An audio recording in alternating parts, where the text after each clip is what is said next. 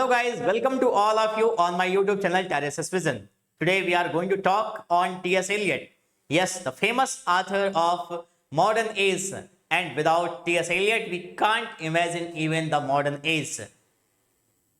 The characteristics of modernity and how the psychology was the dominant factor, and all the characteristics and all the features of modern age were represented by the single author T.S. Eliot. This is a big grant in the field of literature. T.S. Eliot, जिनका जन्म 1888 में हुआ, 1888 में इनका जन्म होता है. And you know the most interesting fact of his life is that he was born in the year when Matthew Arnold was died. और मैथ्यू अर्नल्ड की पोयम से बहुत ज्यादा इंफ्लुएंस भी दे कह सकते हैं आप टी.एस. एलियट को, क्योंकि मैथ्यू अर्नल्ड की जो पोएट्री की डेफिनेशन है that poetry at bottom is the criticism of life, उसी तरीके की बातें हैं टी.एस. एलियट को भी लेकर के. T S. Eliot you know he was disagreed with William Wordsworth. William Wordsworth who opined about poetry that it is the spontaneous overflow of powerful feeling. It takes its origin emotions recollected in tranquility. According to T.S. Eliot, poetry is not an expression of personality, but it is an escape from personality. He never defended, subjectivism and all these personal elements in poetry. He was the author who always talked about objectivity. And he has, given his famous theory of objective correlative in his one essay, that is famous as Hamlet and His Problems. So T.S. Eliot was an amalgam of many different characteristics. He was a famous poet. He was a famous dramatist. His plays, followed the pattern of Greek drama. And he is famous as a critic also, and he belongs to the school of new criticism. He has written famous essays on his critical theories, like Tradition and the Individual Talent, Hamlet and His Problems, and many other essays. T.S. Eliot, who in his poetry depicted the Buddhism, the Hinduism, Christianity, Judaism, every sects, every religion have a key representation in his poetry. T.S. Eliot एक American थे, but his family, उनका जो परिवार था, वह migrated from England. वो England से migrate करके अमेरिका गए हुए थे, but finally T S. Eliot return from America. Not returned, we can say he migrated to England and became a permanent citizen here in this country. He met Ezra Pound, and Ezra Pound, was the person who identified the talent of T.S. Eliot. And he was the person who funded him. He gave him the reason to stay here. T.S. Eliot married Vivian Haywood. And this was a kind of infatuation. We can say that it can be categorized in true love. No. T.S. Eliot just wanted a reason to stay in England, and this reason resulted in the marriage with Vivian Haywood. He shared his cottage with Bertrand Russell, the famous essay writer of modern age. And T.S. Eliot won the Nobel Prize in 1948, and Bertrand Russell also won the Nobel Prize in the year 1950. All these three persons, T.S. Eliot, Bertrand Russell, and Vivian Haywood, shared the cottage. Where Vivian Haywood was ill, T.S. Eliot's condition also became very critical. Neither he can't move on, neither she can't move on. They can't move on even. Marriage जो है बाद में जाकर के एक अच्छे इसी तरीके से एंड होती है, और बाद में उन्हें अपनी सेक्रेटरी से शादी होती है उनकी. And one more interesting fact about T S. Eliot is that he never held any academic post in his life. और उनके जो बेस्ट वर्क्स आए, जो बेस्ट पोइट्री आई, जो वर्क्स आए, वो ऐसे टाइम पर आए जब वो बैंक में क्लर्क की जॉब पर थे। टी.एस. एलियट एक बोस्टन ब्राह्मण फैमिली से बिलोंग करते थे और waste land, the love song of J. Alfred Prufrock, portrait of a lady, journey of Magi और बहुत सारी पोएम्स को, एज वेंसडे जैसी पोएम्स को इन्होंने कंपोज किया। And you know all these poems are a masterpiece in itself. He has written famous plays like Murder in the Cathedral, Family Reunion, The Cocktail Party, and all these plays, were published at a time when there was a society which was suffering from the curse of, world wars. और T.S.. Elliott ने बहुत ही बेहतरीन तरीके से fragmented ideas को अपनी poetry में, अपने वर्क्स में रिप्रेजेंट किया। He, connected the mythology from society. He represented the characters like Tiresias. Yes, the name of the channel, Tiresias Vision. The name has been taken from, the Greek mythology. Tiresias Vision, Tiresias जैसे characters को represent करना wasteland में, and उसे इन्होंने he portrayed him as a bridge among all the wastelands. Means there was a wasteland in Greek mythology. There was the wasteland in the Kingfisher's land. There was wasteland when Jesus Christ was assassinated, and there was wasteland also when these world wars destroyed the humanity. And T.S. Eliot, the immortal character, works as a bridge among all these wastelands. Whether it is the representation of Thomas Becket in Murder in the Cathedral, or representation of myth of Orestes in the Family Reunion, T.S. Eliot proved his, talent in all these plays and poetry. That's why we consider him the best author of modern age.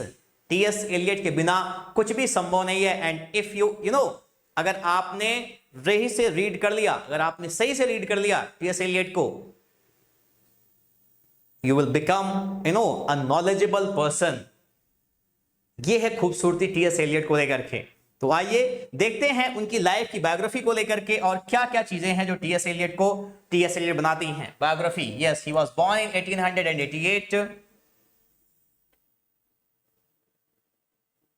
Right, हाँ, और 1965 में इनकी death होती है, 1965 में।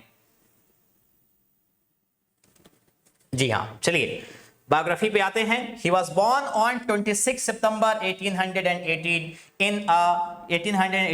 in a business family in St. Louis. कहाँ पर? Saint Louis में, मिसौरी, यूएसए। कहाँ पर? मिसौरी, यूएसए, यानी यूनाइटेड स्टेट्स ऑफ अमेरिका में। The name of Eliot's father was Henry Weir Eliot. क्या नाम है? Henry Weir Eliot. And Charlotte Sam Stearns was his mother. T S. Eliot का पूरा नाम भी मैं आपको बता देता हूं, Thomas Stearns Eliot, right. Henry Ware Eliot and Charlotte Sam Stearns was his mother. His family was of Devonshire origin. कहाँ की थी? Devonshire origin की। His ancestors from father side had migrated to America in 1668. यानी इनके जो ancestors हैं, पूर्वज, पिता की तरफ से, ठीक है, क्या हुए? Had migrated to America in 1668. America चले गए थे from East Cocker. कहाँ से? ईस्ट कॉकर से। In Somersetshire, England. कहाँ पर? Somersetshire, इंग्लैंड से। His father did not enter the church. इनके पिताजी कभी भी चर्च नहीं गए, right? Eliot's grandfather was a religious writer and his mother contributed a lot to his development as a writer. His mother was a social worker and a poetess. यानी इनकी माँ खुद क्या थी? एक social worker थी और एक poetess थी। After studying at Smith Academy में पढ़ाई करने के बाद till 1905 he was sent to Harvard University. वो कहाँ पर भेज दिए गए? हार्वर्ड यूनिवर्सिटी में। एट हार्वर्ड में he stayed from 1906 to 10 in 1908 1908 में he read Arthur Symons कौन सी किताब? सिंबोलिस्ट मूवमेंट इन लिटरेचर। जी हाँ, बहुत ही फेमस किताब है ये, symbolist movements in literature, and it stimulated his interest in the poetry of French symbolists. और इसने क्या किया, इनको इस फील्ड में इंटरेस्ट इनका क्रिएट किया, स्पेशली इन जूल्स लेफॉर्ज। मुख्य तौर पर कहां पर? जूल्स लेफॉर्ज को लेकर के। He studied philosophy to here, और यहां पर उन्होंने दर्शन को भी पढ़ा। आगे देखते हैं, आफ्टर ग्रेजुएशन फ्रॉम हार्वर्ड इन 1910 1910 में जब इनका हार्वर्ड से ग्रेजुएशन हो गया, he went to France for a year, एक साल के लिए फ्रांस जाते हैं, एट द सोरबोन यूनिवर्सिटी। कहां पर? सोरबोन यूनिवर्सिटी में, एट पेरिस। कहां पर? पेरिस में। फ्रॉम हियर, यहां से, ही वेंट जर्मनी इन 1911 1911 में जर्मनी जाते हैं, and came in the contact of Indian literature and philosophy, और भारतीय दर्शन और फिलॉसफी के संपर्क में, दर्शन के संपर्क में ये आते हैं। इसीलिए आप इनकी पोएम्स देखेंगे, द वेस्टलैंड, तो वहां पर वो संस्कृत वर्ड्स के दिखे, कौन सा वर्ड है? शांति ही, शांति, शांति जैसे शब्दों से एंड होती है। He was by nature Sai, nature से कैसे थे? साई थे। एन एक्सट्रोवर्ट, और एक्सट्रोवर्ट थे। एंड टू रिमूव इट, और अपने इस नेचर को रिमूव करने के लिए क्या हुआ? ही टुक बॉक्सिंग लेसन्स, वो बॉक्सिंग लेसन्स भी लेते थे। इन 1911 1911 में he went back to Harvard, ये फिर से हार्वर्ड वापस जाते हैं, स्टडीड फिलॉसफी, वहां पर इन्होंने दर्शन को पढ़ा, एंड आफ्टर दैट, और इसके बाद ही बिगेन हिज डॉक्टोरल थीसिस, अपनी डॉक्टोरल थीसिस पर काम करने लगे। ठीक है। इन 1913 1913 में he was elected the president of the Harvard philosophical club, इसके प्रेसिडेंट वो चुने जाते हैं। आगे देखिए, Merton college Oxford, Merton college Oxford यानी इंग्लैंड का जो कॉलेज है, उसने क्या किया? Offered him fellowship and he came England in 1914, और ये क्या करते हैं? इंग्लैंड आ जाते हैं 1914 में, फ्रॉम इंग्लैंड, और इंग्लैंड से ही सबमिटेड हिज थीसिस, उन्होंने अपनी थीसिस को सबमिट किया on the knowledge and experience in the philosophy of Bradley. क्या है नॉवेल का नाम? थीसिस का knowledge and experience in the philosophy of Bradley. Bradley means A C Bradley, and never return to take that degree to Harvard, और इसके बाद ये कभी वापस नहीं जाते हैं अपनी उस डिग्री को वापस लेने के लिए। He met Ezra Pound in London in 1914, 1914 में ये इजरा पाउंड से मिलते हैं लंदन में। आगे देखिए, he fell in love with Vivienne Haigh Wood, किससे होता है प्यार इनको? विवियन हेवुड को लेकर के। इन जुलाई 1915 1915 में ही मैरिड हर, उन्होंने उनसे शादी की, एंड सेटल्ड इन लंदन, और लंदन में सेटल हो गए। हिज मैरिज लाइफ वाज अनसेटिस्फैक्टरी, इनकी जो वैवाहिक जिंदगी थी वो अनसेटिस्फैक्टरी थी, यानी वो संतोषजनक नहीं रही। इन 1917 1917 में he entered the foreign department of Lloyd bank, कहां पर? लॉयड बैंक में, एंड वर्कड हियर टिल 1925, और 1925 तक यहां पर वो काम करते हैं। दो इन 1918, यद्यपि 1918 में he was registered for the US navy, किसके लिए? यूएस नेवी के लिए, but was not taken into service, लेकिन इनको सेवा में नहीं लिया जाता है, owing to his poor health, इनके जो है पुअर हेल्थ के कारण। He worked as the assistant editor of the Egoist, इसके from 1917 से 1919 तक। ठीक है, आगे देखते हैं। in 1923 1923 में he became the editor of the Criterion, समझ रहे हैं? किसके? क्राइटेरियन, फेमस जर्नल है Criterion, and edited here till July 1939, जुलाई 1939 तक वो यहां पर काम करते हैं। इन 1925 1925 में he became the publisher of Faber and Faber, किसके? फेबर एंड फेबर के, then known as Faber and Gwyer, तब इसका नाम क्या था? Faber and Gwyer. Here he remain for the rest of his career, इसके बाद ये जो है अपने करियर में अंत तक यहीं पर ही बने रहे। He became a British citizen इन 1927, एक बहुत ये फेमस और बहुत इंपॉर्टेंट फैक्ट है, कई सारे एग्जाम्स में पूछा भी जाता है कि वो ब्रिटिश सिटीजन कब बनते हैं, तो वो 1927 में बने। एलियट अडॉप्टेड एंग्लो कैथोलिसिज्म इन 1927, 1927 में ये एंग्लो कैथोलिसिज्म अडॉप्ट करते हैं और ही क्लेम्ड हिमसेल्फ, और इन्होंने अपने आप को लेकर के दावा किया कि क्या है? Classicist in literature. ध्यान रखिएगा इस स्टेटमेंट को, बहुत पूछता है एग्जाम में। Classicist in literature, royalist in politics and Anglo Catholic in religion.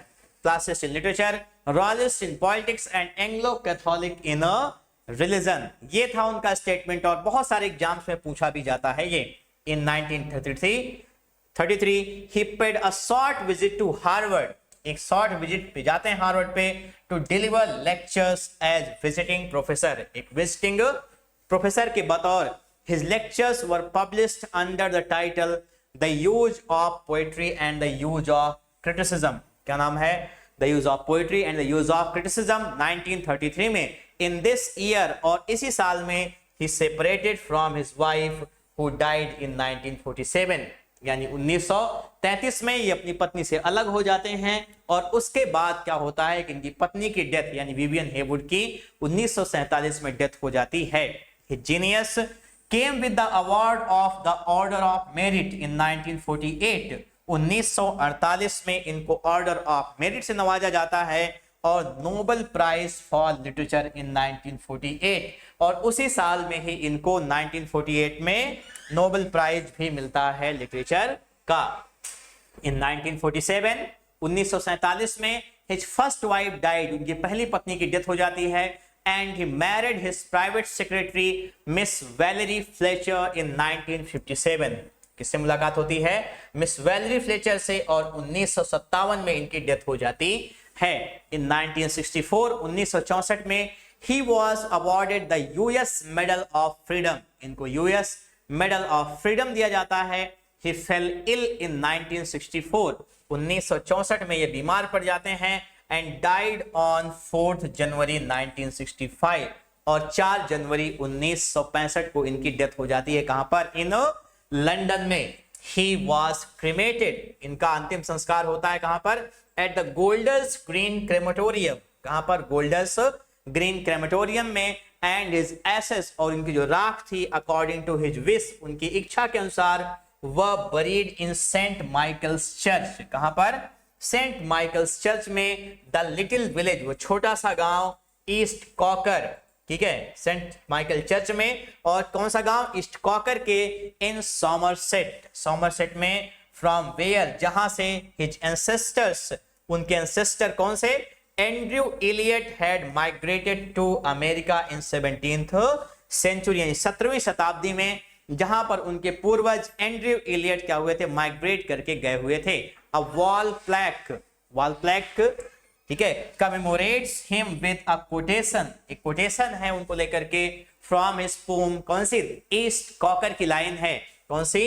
In my beginning is my end, ठीक है, in my beginning is my end, in my end is my beginning, और मेरे end में ही मेरी beginning है। Later a large stone was installed in Poets' Corner, ठीक है, बाद में जाकर के एक बड़ा सा लार्ज स्टोन इंस्टॉल किया जाता है, कहां पर? पोएट्स कॉर्नर में। जी हाँ, ये वही जगह है जहां शेक्सपियर, चौसर जैसे ऑथर्स को दफनाया गया है, वेस्टमिंस्टर एबी में, with a quotation from his poem Little Gidding, उनकी पोयम लिटिल गिडिंग से, और उसका क्या नाम है? पोएम की लाइन कौन सी है? The communication of the dead is stung with fire beyond the language of the living, the communication of the dead is stung with fire beyond the language of the living, ठीक है, ये था उनका उस, ठीक है, वॉल स्टोन पे लिखा हुआ। अब बात करते हैं उनके वर्क्स को लेकर के। हिज वर्क्स, पहला जो फेमस पोएम्स का कलेक्शन है कौन सा? प्रूफॉक एंड अदर ऑब्जर्वेशंस, जो कि पब्लिश होती है 1917 में, और इसके जो सबसे फेमस पोएम है वो कौन सी है? The love song of J Alfred Prufrock. ठीक है, मैं पढ़ाऊंगा आप लोगों को ये poem. Is a famous poem of this collection. The waste land 1922 में आई, द हॉलो मैन 1925 में, एस वेंसडे 1930 में, एंड 4 क्वार्टेट्स 1943 में, और जेरोनसन। ऐसी पोयम्स इस ईयर में पब्लिश होती हैं। आगे देखते हैं फेमस प्लेज कौन से हैं। देखिए, murder in the cathedral 1935, murder in the cathedral कब पब्लिश होता है? 1935 में। और ये बेस्ड है, एक कैसा प्ले है ये? ठीक है, ये है एक मिरेकल, आप इसको कह सकते हैं, या मोरालिटी प्ले भी कह सकते हैं। मिरेकल प्ले की सिर्फ सीडी में रखेंगे। ठीक है, मिरेकल प्ले है, और किसको लेकर के डील करता है? टॉमस बैकेट को लेकर के। बहुत ही फेमस तरीके से टी.एस. एलियट ने यहां पर हिस्ट्री को साइकोलॉजी से मिक्सअप किया हुआ है, और दिखाते हैं कि किस तरीके से टॉमस बैकेट के अंदर मार्टिर बनने की इच्छा होती है, लेकिन फाइनली वो अपनी इस इच्छा पे ओवरकम करके, क्योंकि ये इच्छा उनके अनकॉन्शियस लेयर में थी, ठीक है, उस पर ओवरकम करके ये बाद में मार्टिर बन जाते हैं। 1170 में किंग हेनरी को लेकर के कहानी मैं आपको बता चुका हूं। ये वही टॉमस बैकेट हैं जिनकी श्राइन पर क्या हो रहा है? जॉफरी चौसर के जो कौन से कैरेक्टर, कैंटरबरी टेल्स के जो पिलग्रिम्स हैं, वो इन्हीं की ही पिलग्रिमेज पे जा रहे हैं, टॉमस बैकेट के। अगला प्ले देखिए, द फैमिली रियूनियन। ये बेस्ड है किसके? Myth of Orestes. ठीक है, मिथ ऑफ ऑरेस्टस जैसे जो है थीम पर ये सेट है। क्या हो रहा है? एक कैरेक्टर है, कौन सा? हैरी। हैरी है और वो सफर कर रहा है। ठीक है, उसका पीछा कर रही हैं यूमिनाइट्स। कौन सी? यूमिनाइट्स उसका पीछा कर रही हैं।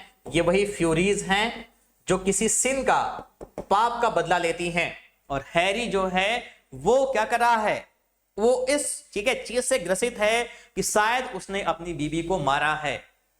ठीक है, असल में हैरी के घर में एक पाप हुआ है, एक सिन हुआ है, और वो ये है कि हैरी जब अपनी मां के पेट में था, तब इनके जो फादर हैं उन्होंने हैरी की मां को मारने की कोशिश की, और जब ठीक है उसको बचाने के लिए अगाथा आ जाती है बीच में। अगाथा कौन है? वो हैरी की आंट है, मौसी है उनकी। अगाथा बचाती है हैरी को, और अगाथा मानती है कि हैरी पर उनका हक है, उनका अधिकार है, वो हैरी को अपने बेटे की तरीके से कंसिडर करती हैं। फाइनली हैरी सब कुछ छोड़ करके जिस तरीके से ऑरेस्टस चला जाता है, उसी तरीके से ये भी बाहर निकल जाता है, क्योंकि अगाथा उसे बताती है कि यहां पर क्या है? इसमें ट्रांसफर ऑफ सिन है, यानी जिस तुम पाप से ग्रसित हो, ठीक है, पाप बोझ से, अपराध बोझ से, वो असल में तुम्हारे नहीं, तुमने नहीं, तुम्हारे पिता के द्वारा किया गया है, और अब तुम्हें इस पाप को एक्सपिएट करना पड़ेगा। और अगर तुम इस चीज को नहीं करते हो तो ये तुम्हें जो फ्यूरीज हैं, जो यूमिनाइट्स हैं, वो तुम्हारा पीछा करना बंद नहीं करेंगी। और इस बात को लेकर के जो हैरी की माँ है एमी, वो कहती है गाथा से कि कुछ दिन पहले तुमने मुझे मेरे पति से छीन लिया। ठीक है, मेरे पति को तुमने मुझसे छीन लिया, और आज तुमने मेरे बेटे को भी मुझसे छीन लिया है। जी हाँ, अगाथा हैरी के पिता से प्रेम करती थी, और कभी भी उन्होंने शादी भी नहीं किसी चीज को लेकर के। अगाथा कहती हैं कि मैंने किससे क्या छीना? मैंने तुमसे क्या छीना जो तुम्हारा कभी था ही नहीं? तुम्हारे पास तो आज सब कुछ है, परिवार है, बेटे हैं। मैंने तो अपनी पूरी जिंदगी बिता दी किस तरीके से? इसी तरीके से अकेले रहते हुए मैंने अपनी पूरी जिंदगी को बिता दिया। महज एक स्कूल टीचर, तुम क्या जानो लाइफ को कैसे रहा जाता है? मैंने जो भोगा है, और हैरी पर मेरा भी उतना ही अधिकार है, क्योंकि हैरी जिंदा ना होता अगर आज मैं ना होती। टाइटल है प्ले का फैमिली रियूनियन। लेकिन क्या होता है कि बाद में हैरी जो है वो चला जाता है यहां से। उसके जो 2 भाई और आने वाले हैं वो भी नहीं आ पाते हैं, फैमिली रीयूनाइटेड नहीं हो पाती है। आपको पढ़ाऊंगा इस प्ले को, अभी मैं आपको जिस एक इंट्रोडक्शन के बतौर बता रहा हूं। अगला प्ले है द कॉकटेल पार्टी, जो कि पब्लिश हुआ 1949 में, और अगला द कॉन्फिडेंशियल क्लर्क, जो कि 1954 में आया। कुछ एलियट की कोटेड लाइंस हैं, देखिए, I have measured out my life with coffee spoons. और ये कहां की लाइन है? ये आपके लिए होमवर्क है, आप बताएंगे कहां की है। अगली लाइन है in my beginning is my and, इसको तो मैंने अभी ऊपर ही बता दिया है। आगे देखते हैं, war is not a life, it is a situation, one which में neither be ignored nor accepted. ये सारा होमवर्क आपके लिए, आप बताएंगे कमेंट बॉक्स में। I will show you fear in handful of dust, बहुत फेमस लाइन है, बताना होगा आपको। Destiny waits in the hands of God not in the hands of statesman, ये भी होमवर्क, सारे जो बताएगा उसी का सिलेक्शन होगा, बगैर देखे कोई बता पाता है। Human kind can not bear very much reality, homework. चलिए, all our knowledge brings us nearer to our ignorance, homework, सारा बताइएगा आप सब। Death has 100 hands and walks by 1000 ways, ठीक है, होमवर्क बताइए। This is the way the world ends not with bang but a whimper, दुनिया का अंत ऐसे ही हो रहा है, ठीक है, धमाकों से नहीं बल्कि सिसकियों से हम खत्म हो रहे हैं, समझ रहे हैं, हम धमाकों से नहीं बल्कि सिसकियों से खत्म हो रहे हैं, ये भी homework. History has many cunning passages, contrived corridors and issues, this is also a homework for all of you. You will reply all these questions in the comment box. Now come to his critical essays. First there is the tradition and in the individual talent, tradition and individual talent. It was later published in the Sacred Wood, कहां पर, Sacred Wood में ये publish होता है 1920 में। क्या है, in this essay he talks about tradition in a particular phrase, मानते हैं कि परंपरा का दौर रहा है और ये परंपरा होमर के टाइम से रही है, हम परंपराओं में हैं, ठीक है, the European tradition and says that the poet is the part of this great tradition, और एक कवि जो है वो इस परंपरा का एक हिस्सा है, and he must highlight that tradition in his poems, और उसको अपनी पोयम्स में इन सारे ट्रेडिशंस को, इन परंपराओं को हाईलाइट करना चाहिए। अगर वो सच में, ठीक है, एक सही पोइट्री लिखना चाहता है तो वो ट्रेडिशन जो होमर के टाइम से चली आ रही है इंग्लिश लिटरेचर में, उसको लेकर चलना है, और किसको लेकर के, इंडिविजुअल टैलेंट को, यानी दोनों को मिला करके आप चलेंगे तभी आप बेस्ट पोइट्री को कंपोज कर सकते हैं। आगे देखिए क्या है, पोइट्री इज नॉट, ये उनकी फेमस डेफिनेशन ऑफ पोइट्री है, famous definition of poetry, poetry is not a turning loose of emotion but only and है an escape from emotion, यानी पोइट्री क्या है, वो टर्निंग लूज ऑफ इमोशन नहीं है बल्कि क्या है, escape from emotion है। it is not expression of personality but on escape from it, but on escape from personality, it नहीं है, personality है, यानी कि ये क्या है, personality से एक escape है। Honest criticism and sensitive appreciation should not be directed upon the poet but upon the poetry, ये बातें की। ऑब्जेक्टिव कोरिलेटिव की थ्योरी दी इन्होंने यहाँ पे। ऑब्जेक्टिव कोरिलेटिव का मतलब क्या है कि यहाँ पे human beings mind must project the objects that are running into his mind, या आप कह सकते हैं कि the situation of the outer space must be correlated with the mind of people, with the mind of character, यानी जैसी मनोदशा हो वैसे सामने चीजें दिखाई पड़नी चाहिए। जैसे कि बातें करते हैं किसको लेकर के, कि हेमलेट जो है वो एक टीएस एलियट का सही प्ले नहीं है, क्योंकि वो इस पैटर्न को फॉलो नहीं करता है, बल्कि वो मैकबेथ की तारीफ करते हैं, क्योंकि मैकबेथ क्या कर रहा है आप देखेंगे तो जब वो डंकन को मारने जा रहा है तो उसके हाथों में क्या हो रहा है, सामने उसके डैगर, खंजर दिखाई पड़ रहा है, लेकिन हेमलेट क्यों ऑब्जेक्टिव कोरिलेटिव की वो जिस तरीके से डिलेमा में है, सामने उस टाइप की चीजें उसके दिख नहीं रही हैं। तो योर माइंड मस्ट प्रोजेक्ट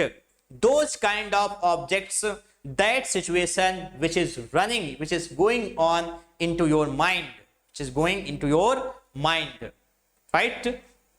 अगला है थियरी ऑफ इम्पर्सनैलिटी। मैं आपको टर्म्स में पढ़ाऊंगा अच्छी तरीके से इन सब चीजों को। Theory of impersonality with a chemical reaction, किसके जरिए, केमिकल रिएक्शन के जरिए। क्या है केमिकल रिएक्शन, देख लेते हैं इसको लेकर के हम। CO2 प्लस O2,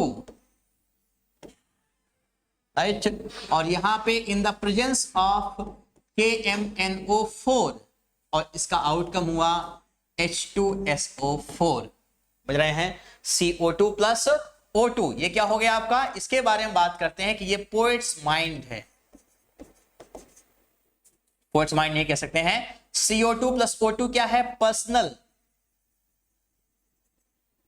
कॉन्सेप्शंस, ये क्या है? Personal conceptions. और O2 क्या है?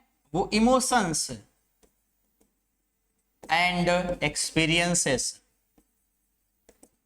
ठीक है। KMnO4 क्या है?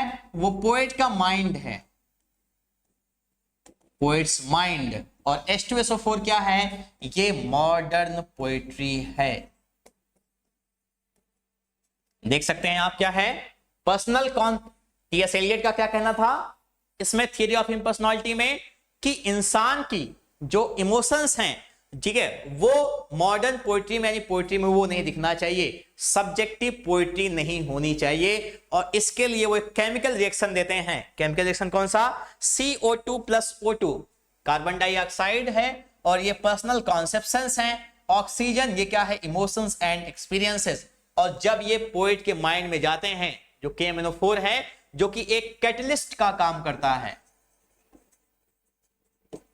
किसका काम करता है? कैटलिस्ट का काम करता है। और फाइनल आउटकम आता है H2SO4। यानी मॉडर्न पोएट्री जो आ रही है, आप देख सकते हैं, ना तो इसमें CO2 है ना तो O2। इसका मतलब क्या?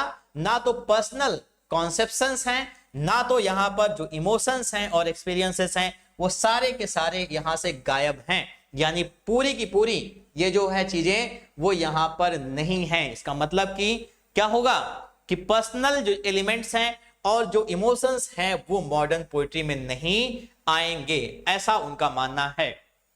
चलिए अगला है ऐसे हेमलेट एंड हिज प्रॉब्लम्स, जो कि पब्लिश होता है 1919 में, 1919 में। It was published in the sacred would. ये भी कब पब्लिश हुआ? कहां पे? सेक्रेड वुड में। In this essay Eliot says that Coriolanus and Antony and Cleopatra, कौन कौन से? Coriolanus and Antony and Cleopatra of Shakespeare's best plays. ठीक है। ये ऑब्जेक्टिव कोरिलेटिव का जो कॉन्सेप्ट है वो गलती से यहां पर आ गया है। ऑब्जेक्टिव कोरिलेटिव यहां पर नहीं होगा। ऑब्जेक्टिव कोरिलेटिव की जो थियरी है वो दी गई है हेमलेट एंड हिज प्रॉब्लम्स में। ठीक है। हेमलेट एंड हिज प्रॉब्लम्स में कौन सी थियरी? Objective correlative. याद रखिएगा इस चीज को, वहां से इसको हटा लीजिएगा। ठीक है। उनका कहना है कोरियोलिनस और एंटनी और क्लियोपाट्रा क्या है? शेक्सपियर के बेस्ट प्लेस हैं। और वो हेमलेट को कहते हैं दैट क्या है? ये मोनालिसा ऑफ लिटरेचर है। जिस तरीके से मोनालिसा की जो हालत है कैसी? संदेहास्पद है। ठीक है, वो हंस रही है, कैसी है? मिस्टीरियस है। उसी तरीके से हालत है किसकी? हेमलेट की। और इसी फेमस एसे में हेमलेट एंड हिज प्रॉब्लम्स में उन्होंने कॉइन किया टर्म ऑब्जेक्टिव कोरिलेटिव। याद रखना है, इसको पूरी तरीके से हटा देना है। ठीक है, ऑब्जेक्टिव कोरिलेटिव भी इसी में ही कॉइन किया गया है। अगला है कौन सा? मेटाफिजिकल पोएट्स, 1923 में आया। It was published in the sacred would. कब पब्लिश हुआ? 1920 में, सेक्रेड वुड में। ठीक है। इन दिस एसे, इस एसे में ही सेज, वो कहते हैं कॉलरिज द बेस्ट क्रिटिक। वो मानते हैं कोलरिज जो है वो सबसे बेहतरीन क्रिटिक हैं। In this essay of Eliot he calls Arnold as a propagandist and Aristotle the best critic. और एरिस्टोटल को भी वो बेस्ट क्रिटिक के दर्जे में रखते हैं। ठीक है। तो ये थी हमारी आज की वीडियो टीएस एलियट की। बहुत छोटी सी एक वीडियो में लेकर के आपके सामने आया था। हालांकि पूरा टीएस एलियट को पढ़ाना और समझना अपने आप में एक महासागर है, लेकिन मैं आपको ले चलूंगा उस टीएस एलियट की दुनिया में जहां मैं उनके वर्क्स में को पर्टिकुलरली डील करूंगा। बहुत जल्द 3 या 4 लेक्चर्स में, या हो सकता है कुछ ही लेक्चर्स में, ये मॉडर्न एज खत्म हो जाएगी। उसके बाद मैं टीएस एलियट की द वेस्टलैंड भी स्टार्ट करने वाला हूं। ठीक है, उसके बाद फिर हम दूसरी चीजों को स्टार्ट करेंगे। तो ये एक छोटी सी वीडियो में मैंने आपको टीएस एलियट को समझाने की कोशिश की। ठीक है, आपको कैसी लगी ये वीडियो अपने लाइक और कमेंट के जरिए जरूर बताइएगा। Thank you so much for watching. Have a good day.